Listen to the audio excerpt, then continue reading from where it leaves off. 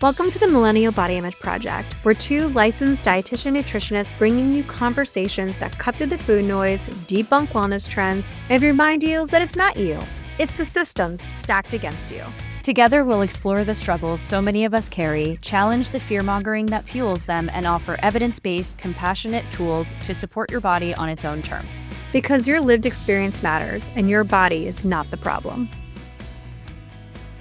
Well, so Liz, welcome to the show for today. I'm always excited to talk about ADHD, obviously. I'm especially excited to talk with you about it because not only have you been talking about this for, 15 years or something on the internet, I've been talking maybe even about longer it. than that? Yeah, blabbering about this. I've been a talking head for 12 or 13 years, but I'm not nearly at the level of some people. But yes, I've been here a while. So what I would love for you to share with the listeners is, what is your ADHD story? Because I feel like for you, unlike a lot of people that are now getting late diagnosed / late recognized, and we'll talk about that later, you actually did have a diagnosis earlier in life, and then you kind of evolved to the point where you started talking about this and people were sharing their stories, and you're like, whoa, this is a way bigger thing than I actually realized it was before all the headlines started coming out. Yeah. So I got diagnosed, I'm thinking it was about 1991, because my little brother. I saw doctors and I did all the things, and I actually took the meds through college. And I always joke around that that's how I got through college. People are like, did you have any accommodations? Most people don't graduate with ADHD, especially if you're not supported. And I'm always like, oh yeah, I had a sorority where I had to have a certain GPA to party, and I had meds. And that's how Yeah. I got through college. So I was diagnosed early, but I will also say that back in the 90s and early 2000s, the way that the doctors talked to me about it was like, once I graduated, it was like, oh, you're done with school? All right, start your life. Great. And I did not think about ADHD from the time I was about 22 until after my son was born, when I was 31. So, there was a good 10-year gap where it was not even part of my life. I just did not think about it. I didn't even think it factored into anything. So, yes. And then I had to go back after my son was born and get reevaluated. And I got very lucky that my local healthcare system, I was able to drop the name of my original doctor. And so they put me through a little bit less intensive screening process in my 30s to get reevaluated. And then I started thinking about it and writing about it. And I filled all these like spiral notebooks. And I started thinking, why does nobody but doctors really talk about this? And so I just started my first website. It was called A Dose of Healthy Distraction, ADHD. And I started a Facebook group, like 2014-ish. And so I just started talking to women, and I wanted to hear their stories, and I wanted to write about it. And I didn't want to sound like a doctor or anything. I just wanted to write about it like a normal person. I actually did a whole series of women's stories like me who knew they had ADHD and were talking about it. But at that time, it wasn't a thing. Terry Matlin had written her books. Sari Solden had written her books. And it was like all these very qualified people and me on the internet. And that's how it started. And I've just been here ever since.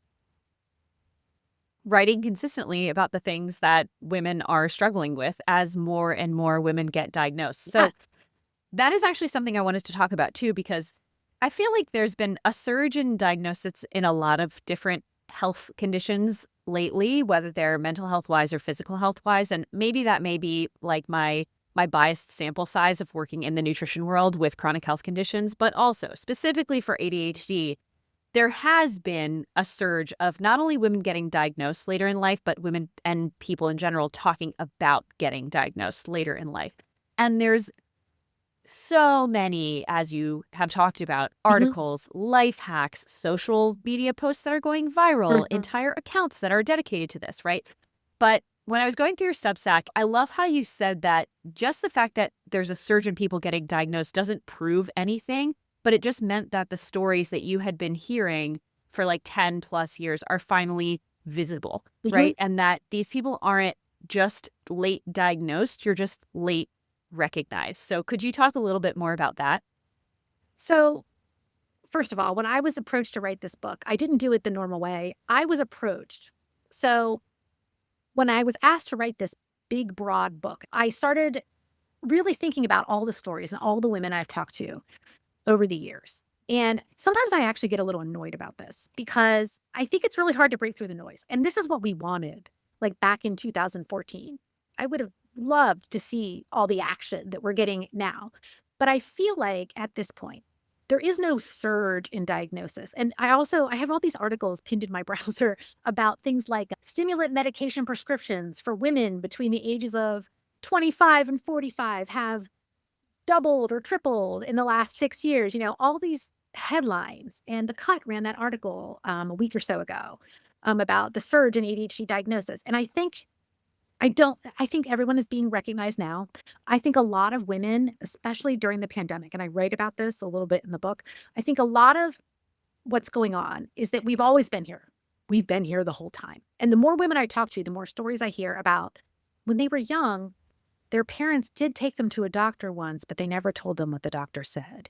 Or, they did know that they had ADHD, but people would say things like, you do great. Your life is perfect. Like, what do you need? What do you need to Yeah, you're do anything fine. about this now? Or people get angry and they say, what do you mean? Like, I needed to do more, or, I need to help you out, or I need to, people get really defensive. I just think that we've been here all along.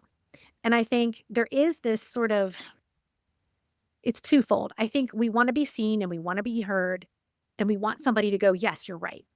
We missed you. Like, we missed you and you suffered the consequences for it. And yes, we see you. I think there's that part of it. But I also think, and this is the less attractive side of all of this, I also think ADHD has become a much more appealing label for ourselves. I think it's a much more appealing identity on the internet than, I don't know, just talking about everything that comes with ADHD. Mhm. And I just feel like what I started all those years ago, I feel like, yes, I was right. I was right all along. There were women around me, they were struggling, and like we just didn't have the words for it. And now we do. But I also feel like we've gone a little bit, it's gotten a little loud. Yeah. And, to the identity piece, we talk about a lot that like millennials love our identifiers, Yes, I know. like, I'm Gen which, X, but yes. yes, and Gen X too. It's also thinking like, yes, identifying or being a part of an identifying group can be helpful in finding community. But an interesting point that you brought up is like, we know more about ADHD than ever before. Mhm. And we do seem to know a lot of the things that actually help. And yet, so many of these, let's say, recognized women, including myself, are still chronically overwhelmed. So could you talk about that? Well, I think I mean, ADHD is part of it. But my main argument in the book is that since we know so much about ADHD, ADHD itself, we can support people with ADHD at this juncture. We know more about it. But I think what makes ADHD feel untenable and unlivable for women, especially if you didn't find out until you were over 40 or something, I think is all the other pressure that's already there.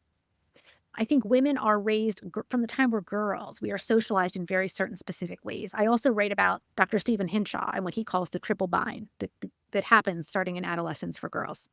And it's this idea that you have to be attractive, you have to look good in a certain way, and you have to be pleasant and compliant, and you should be accomplished. Like, you should do big things, but don't be too like pushy or masculine about it, but also be good at like sports and athletics and like be everything all the time and make it look super easy.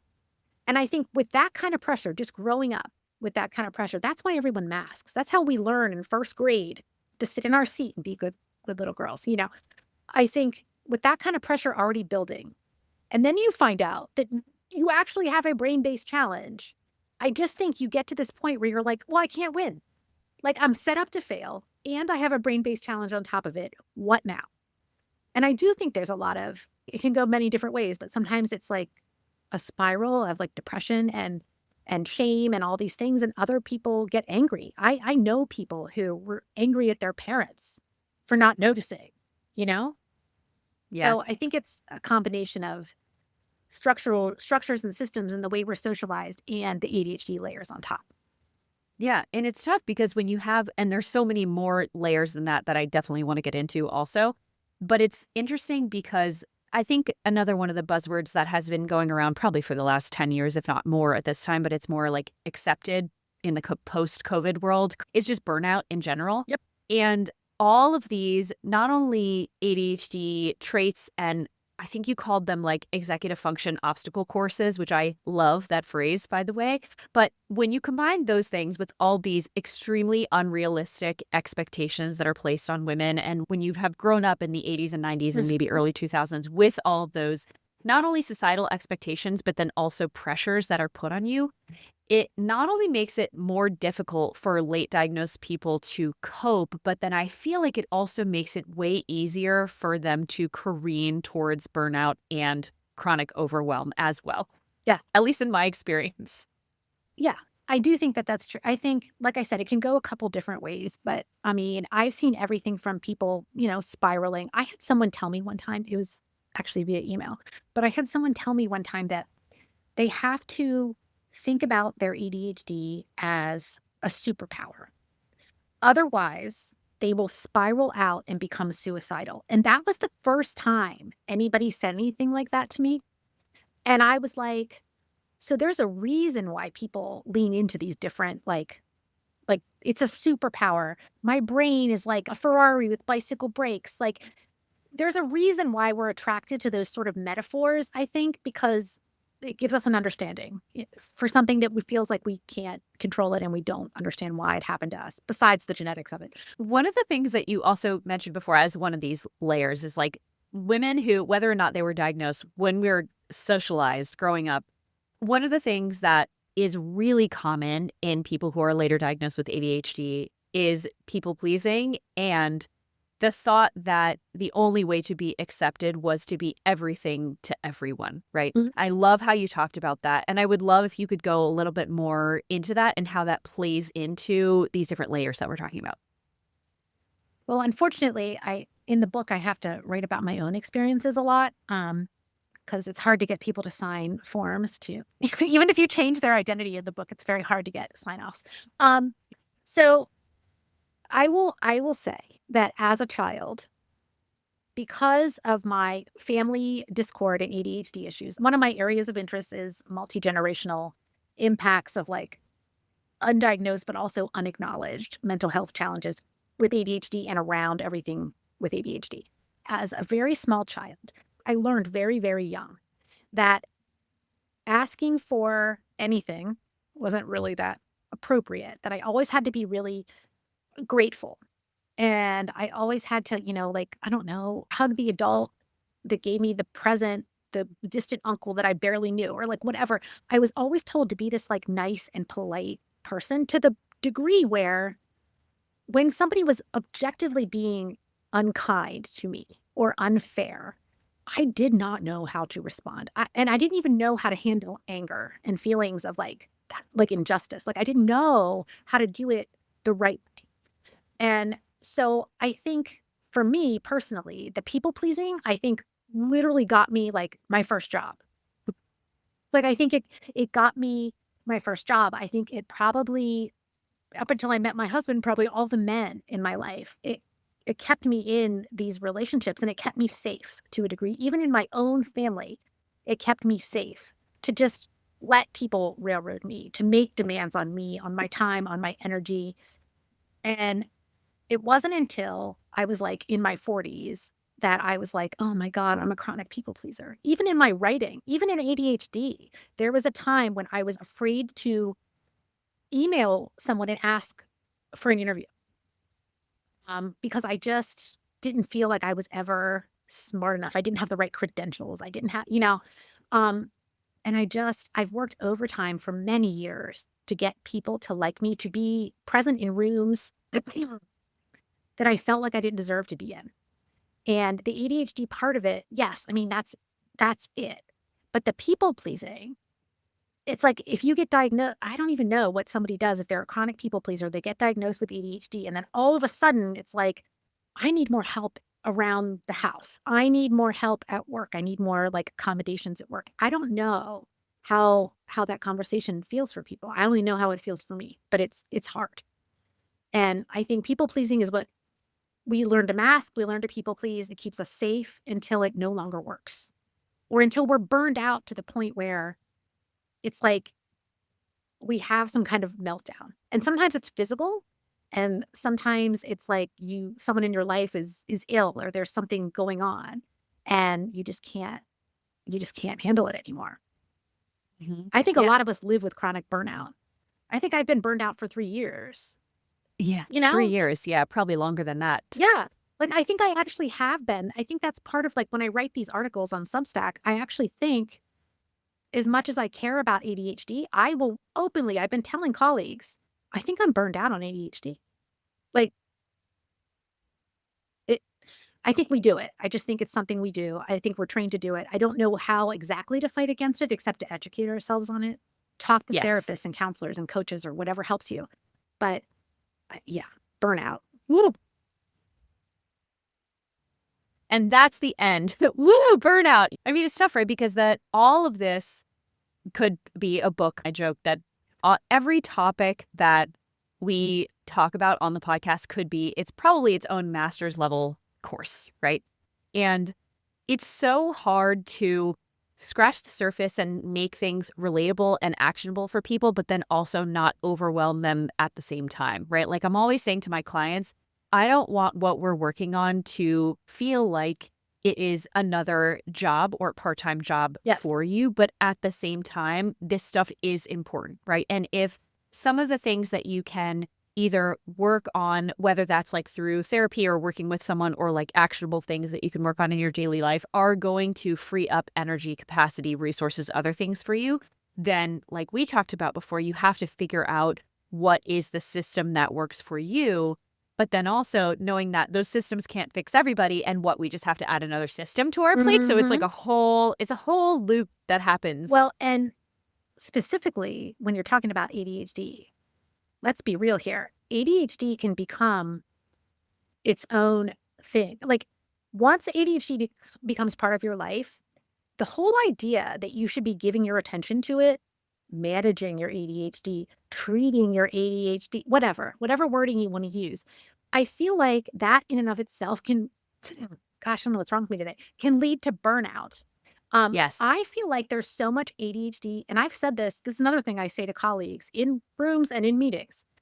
I feel like we are producing so much ADHD content, so much on the internet, on Substack, all these books, so many Yeah. books. I mean, I'm putting out a book and I'm like, oh my God, there's so many books. Like, like, how do I make my book something different, like a different angle? Like, Yes. how do you do that? I think that we are burning people out.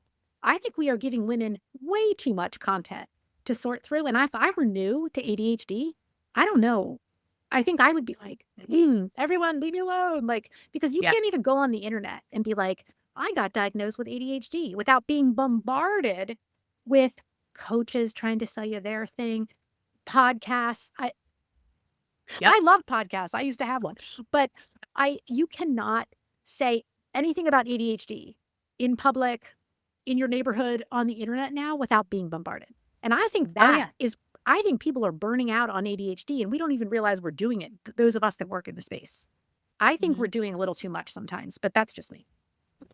It's hard though, because when, everybody's on their own hyperfixation spiral with Yep. ADHD, right? And then you just go down that rabbit hole. Yep. When you were talking, it's almost like ADHD is becoming the new nutrition and wellness in a way, right? Like Well, you cannot talk about a specific nutrition niche or thing without being completely inundated with all of this overwhelming information. And I talk about this as Christine and I call this the nutrition jungle. It's when there's just so much external information out there that you cannot connect to the internal signals of like what feels good in my body and what's going to work for me, because you're constantly outsourcing your almost like knowing to these other places that don't know you at all, right? and that is a tenet of coaching, by the way, that Yeah. you have the answers inside of you and nobody else's system, strategy, coaching, none of that, like that, it's all inside of you. And that's one of the things they actually teach you in coaching classes. And also, one of the things I have said, I might have written it down at some point. I actually think ADHD right now, with the supplements too, I actually think Yes. ADHD has kind of been swallowed by the wellness industry a little bit right now. I fully feel like we're part of wellness. Not that I want us to be, but I think we are currently right now. Yeah. I mean, it is unfortunately and ultimately, it's another thing that people can capitalize on Yep. and make a business out of and sell supplements off of, right? Hmm. Unfortunately. I mean, looking at the silver lining of it, I do think that part of that is because after and during COVID, mental health is now so much more recognized and talked about in a normalized way, which is great. But then at the same time, when ADHD and neurodivergence in general have been kind of swallowed by the wellness industry, as you've talked about, in a way, it is, again, going back to identities, the way that people are feeling seen and understanding the way that their brain works in relation to nutrition and sleep and stress and wellness topics and stuff. So if we're taking it as, oh my gosh, I understand why I haven't been able to, for example, like plan my meals out, stick to an eating plan, or figure out a way, like, why is my brain so chaotic around food, which then makes my brain more chaotic because I can't eat consistently, right? Like, there is that Hmm. loop going on. But then at the same time, when it's turning into, oh, this is the reason why you can't do stuff, and therefore I'm going to sell you this system and these supplements and this whole program. Us with ADHD, we don't need a new system. We don't need new supplements. We don't need a whole new a whole new program and whatever. We're probably going to get super excited about it, buy it, and then never look at it again because we Yep. forgot where we put it in the first place. Like, Yep. and then burnout. There you go. Yep. And yeah, I think and I forget if I even answered that when you brought it up earlier. I think COVID also brought to the surface stuff that was already there. Like, I don't think Yes. that all of these women that cracked between 2020 and 2025, I don't think that that happened because of unrecognized ADHD. I just think what was going on in the world Yeah. made it made a breaking point for a lot of people. And as much as we like to talk about, we need flexibility, we need to be able to work from home, and forcing people into the office isn't good. I mean, I know a number of people who do better when they have the context of an office or something a couple times a week. Yeah. But I think COVID brought a lot of stuff to the surface in terms of women and ADHD. I think all those women, when you're trapped at home and you've got kids or whatever, or, I just think it brought a lot of things to the surface that, I mean, I'm glad that people are getting support, but I also, yeah, I just think we're overwhelming. I wish we could have a softer approach to some of this, but I know. But the softer approach isn't SEO friendly. So that's it why that isn't, doesn't right? work. No, it is not SEO friendly. I mean, God, I've been around how long, and I still say business. I don't have a business. What are you talking about? Like, Yes. Well, so speaking of overwhelm, I love how you talked about in one of your Substack articles for ADHD women, knowing your limits isn't optional, it's survival, right? yeah, So I'd love if you could talk about that a little bit. And then I want to talk a little bit more about what does masking look like? We could talk about what it looked like for young girls, right? But what does it look like now when we're later in life? But first, let's talk about burnout and how knowing your limits is not optional, it's survival. yeah. Well, that came up for me because I don't know what year it was, but I wrote an article one time about my son when he was little. I used to say he had a lot of sensory issues. He just screamed a lot when he was Yeah. born. And because my husband and I we have a 10-year age difference. I went through this whole phase where after he was born, I had to make a decision like within a year if I was going to have any more, kind of. And I had by then I was already thinking about my ADHD and my history. And I remember writing this article about how I had decided that my son was going to be an only child. And more than one person, two or three people at the time, got really mad and sent me a couple emails basically saying, I went through, your site, and you have all these parenting articles and you only have one child, So therefore, you are not qualified. you know. Oh my God. And I remember at the time, because I was still a newbie writer, and I was kind of like, ooh, like I was like embarrassed. I was like, maybe I shouldn't be talking about motherhood and ADHD. Like maybe I shouldn't, And then when he got diagnosed with autism, and I wrote about it, and I wrote about my jealousy of some of my friends whose kids don't have autism and how I felt about it. And again, I got criticism for that. And I think it's taken me a long time to understand that setting limits is like the key in everything. I mean, day-to-day limits, limits with boundaries around your even like family members and boundaries around your work.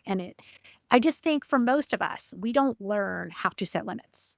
We don't learn how to do that because whenever we've tried, we either get so much pushback and negative feedback that we just we shrink and we disappear and we just do whatever the person is trying to get us to do. And I definitely think, and I've talked to women about this privately and in coaching and things, I definitely think a lot of us think that doing more is the answer. Especially you get diagnosed with ADHD. It's like we want to join an ADHD membership. We want to get a coach. We want to talk to a therapist. We want to do all the things. And I always say, what about instead of adding, we start to figure out what we don't have to do? What if we start taking things off your plate instead of adding more to it? And people are always stunned. Like, well, I don't know if I can do that. And that's a conversation.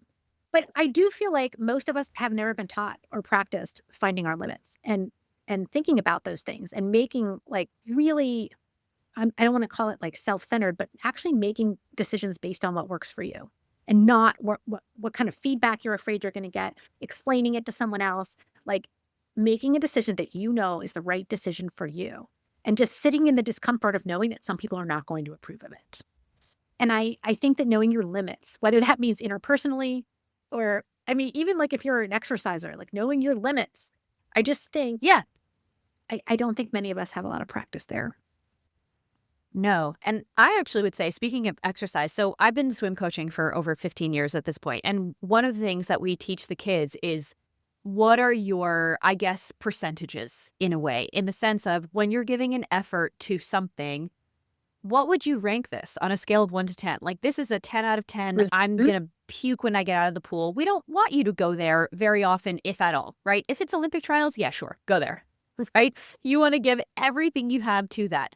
But you can't do that all the time. Otherwise, you're going to have no capacity left. Yes. And so trying to figure out how to, for them, in a sense, that is, I guess, self-regulation when you're exercising and stuff. But most of us don't know, like you were saying, how to do that outside. And even if we are attempting to start to do that, I think like what you said, it may feel, or the words that we've been given to label that is self-centered, right? But Oh, yeah. a reframe, I think, could be that that is actually just self-preservation. So I would love if you could, if you have any advice for, you mentioned we don't know how to set limits. What are some strategies that have worked for you in terms of learning how to set limits, whether those are big or small in any area of your life? Well, funny enough, I've been revisiting this lately.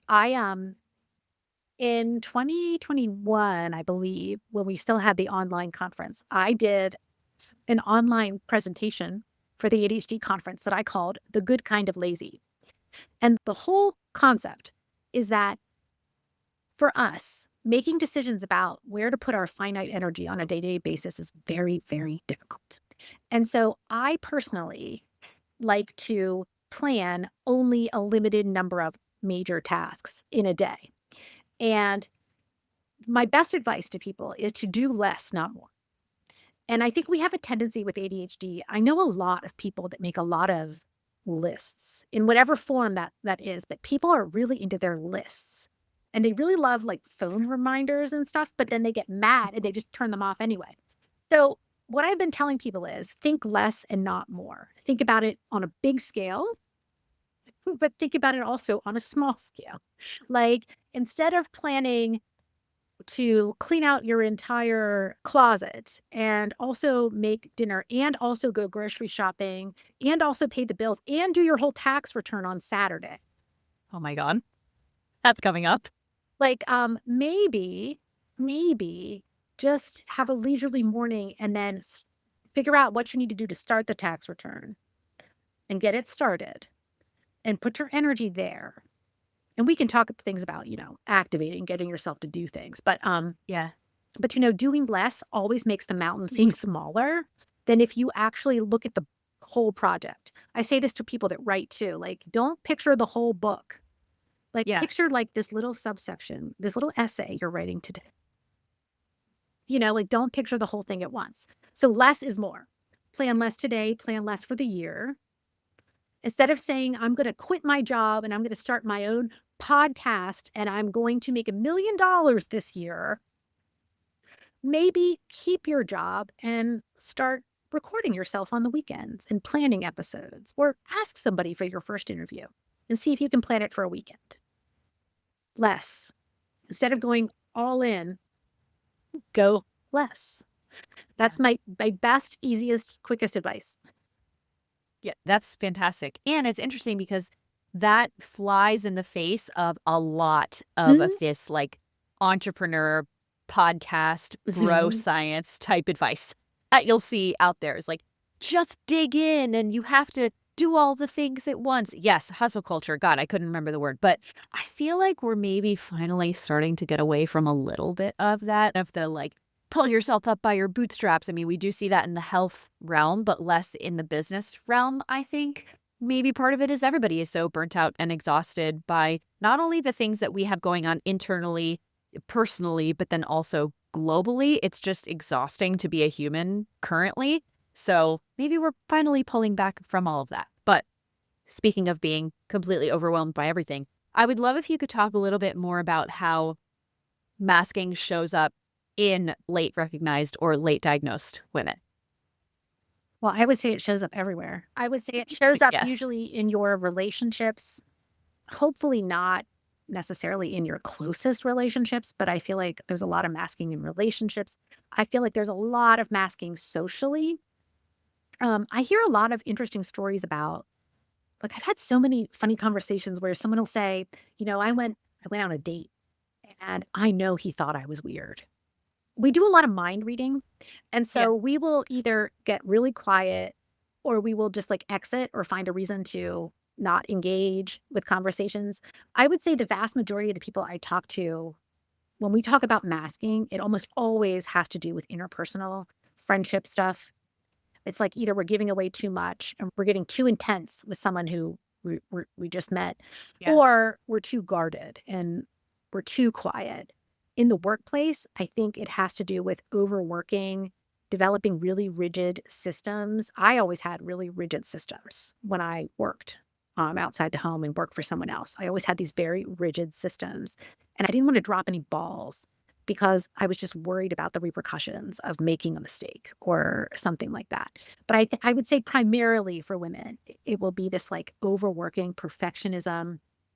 Sometimes there will also be, I've noticed this, like you work really hard at some specific thing, like you hyper focus on something like a project, say, and you do this project, and then there's this like rebound that happens after the fact, but you don't want anyone to know that you're sort of not in a good place or you're knocked out or your head's not right. Like you don't want anyone to know. So you just don't go to social functions or you cancel plans or whatever. But it tends to be interpersonal. Most of the masking that people talk about tends to be interpersonal, but I'm sure there are other things I'm just not thinking of off the top of my head. I mean, as we learn over time, there's so much stuff that we don't know about this stuff. Yeah. Yeah. I think women are very external in general. And so we're constantly wondering how we're being perceived and how that came off to somebody, or we will perseverate on conversations that we had.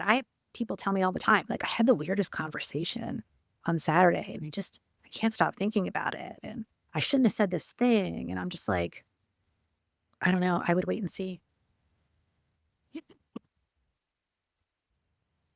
Or take the like, well, there's nothing I can do about it now approach. But one of the things I've also noticed is I'm going to call them neurotypicals, although I don't think anyone has a perfectly functioning brain. But I don't think that they think as hard about it as we do. So we exert a lot of energy masking. And I'm not even sure it's appreciated or that they think about it. I don't think my husband has any thoughts about me masking or feeling awkward in social situations. I don't think he doesn't even enter his mind. Nope. And then they're like, if you speak to them about it, they're like, you've been thinking about it for 5 days? Like, yes, I have.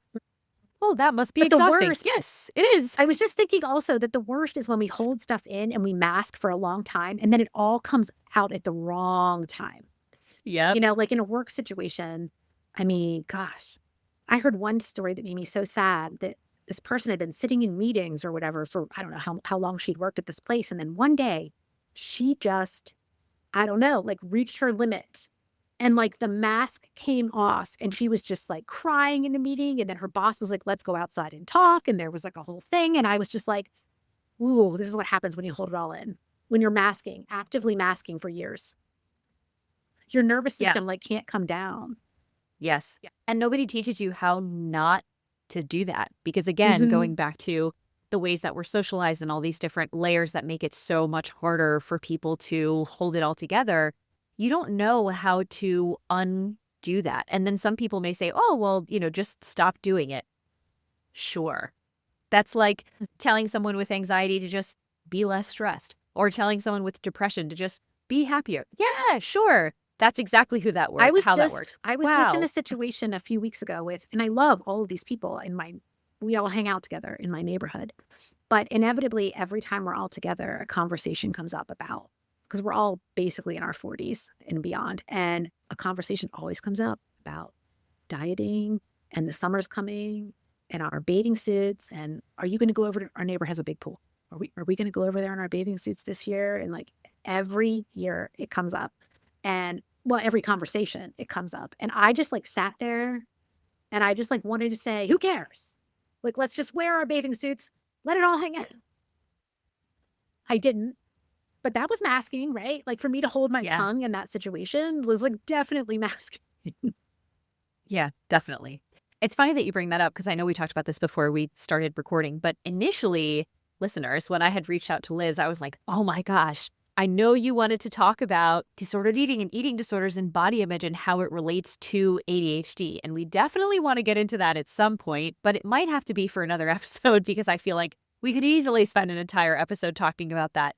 But this unfortunately had to get cut out of the book because, I don't know, what were some of the messages or things that you just wanted to help people feel seen about, let's say? Well, mainly what I wanted to say was that in my family and in the last 12 years, I don't think I've talked to anybody, any woman with ADHD who had a fabulous relationship with her body and with food and eating. And I've always been very interested in this because in my family, all the women have ADHD and almost all of us have some form of even subclinical disordered eating going on. And the messaging I got around it in the 80s and 90s and as a kid was very much like Weight Watchers, like that kind of stuff. And in the book, I had wanted to do, and I started writing an essay about my grandmother, which I still have, and her eating disorder. And I had wanted to talk a lot more. And there is a section still in the book about feminine beauty expectations. And I wanted to talk a lot more about bodies. And I consulted with an adolescent medicine specialist who's pretty well known in ADHD, who knows a lot about this. And we had this all prepared and everything. And I really wanted to talk about how this comes up in almost every woman I talk to. In one form or another, it comes up. And unfortunately, it got edited out. But with that all said, I do think this is a problem. I think it is a bigger problem than we even talk about. Like we always talk about the symptoms of ADHD. We talk about masking. We talk about late in life diagnosis. We talk about executive function. But we rarely just flat out say, and a lot of us have eating issues. And I think we need to talk about it a lot more because it's a problem. Well, you're formally invited to come back for a part 2 where we can spend more time talking about that. I have so many thoughts and so much to say about, we love to talk about dopamine too, about dopamine and ADHD and our brains and eating and all of that stuff. And now what's going on now, if you think about, I don't want to get political, but if you think about what's going on in the You're world, welcome to. What's going on in the world, like the MAGA aesthetic of like the GLP stuff and the boobs and the faces and anyway, I just think all of this is so interrelated and so part of the story and the conversation about women and mental health and brain-based challenges. And I just think I see connections. This is one of my weird ADHD galaxy brain things. Like I see connections between things that sometimes other people do. So I'm a little obsessed. You have one of those mental maps like in mystery shows where there's just like a red string going from everything, but you're just keeping it all together in your brain. Yes. And my friend, he's a coach trainer, his name's Cam Gott. Cam calls it galaxy brain. And when he said that, I was like, that's what I have. That's awesome. Okay, well, speaking of this is political, I want to leave the listeners with one quote, and feel free to comment on this because it is from you. So I think this was a while ago because I was deep in the archives, but you wrote an article for Substack called Yes, ADHD is Political. And you said, for women, ADHD is not about finding a planner or fixing the symptoms. It's about how society defines womanhood, productivity, and worth. The structural issues that impact us impact all women. And frankly, that's the conversation many of us need more than another Pomodoro trick. And I just snaps. I laughed so hard because it's like, we're all looking for another Pomodoro trick, but this is not the thing that we need. I know. But you know what? It's funny you read that because my Substack, I get so much negative feedback on my Substack. I do. I think, it's not like it doesn't get me down or anything. I obviously keep going, but I do think that we were talking about this. I do think we live right now, currently, in a space where people want the hacks, the tips, and the tricks. They're not really that interested in nuance. No. It doesn't sell things. Nuance doesn't sell things. That's why my Substack only has 1,000 subscribers and some people's has 10,000, because I write a lot more nuanced and sometimes I cite sources and people don't like that. It looks too academic, so it's too evidence-based, God forbid. I'm glad that it's found something, like you found something in it that you get value from. Yeah, that's what I like. I like those conversations. And I'm glad that you found that. I forgot about that. Isn't that funny? I have ADHD. I forget the things I write. If you've been writing for 12 years, you don't remember half the stuff you wrote. Oh, I was just thinking about this morning because it's really funny that you started your first or this related website in 2014 because same. And sometimes, I was just going through our massive Google Drive this morning. And sometimes I'm like, I have so much good stuff in here that I don't even remember exists. Oh, yeah. I'm actually in the process of, with my website, which I don't maintenance very well.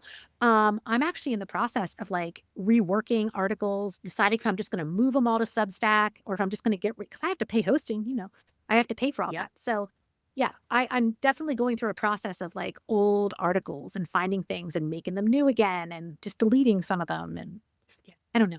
It's cool. I know. Something to add to my never-ending ADHD to-do list. Speaking of lists. Yeah.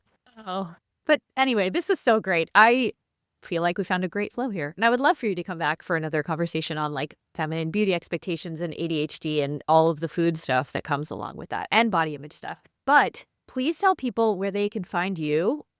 Tell people the name of your book because I don't think we ever mentioned the name of your book and when it comes out. I'm the worst. I do that all the time. I talk to people and they're like, wait, you have a book. Yeah.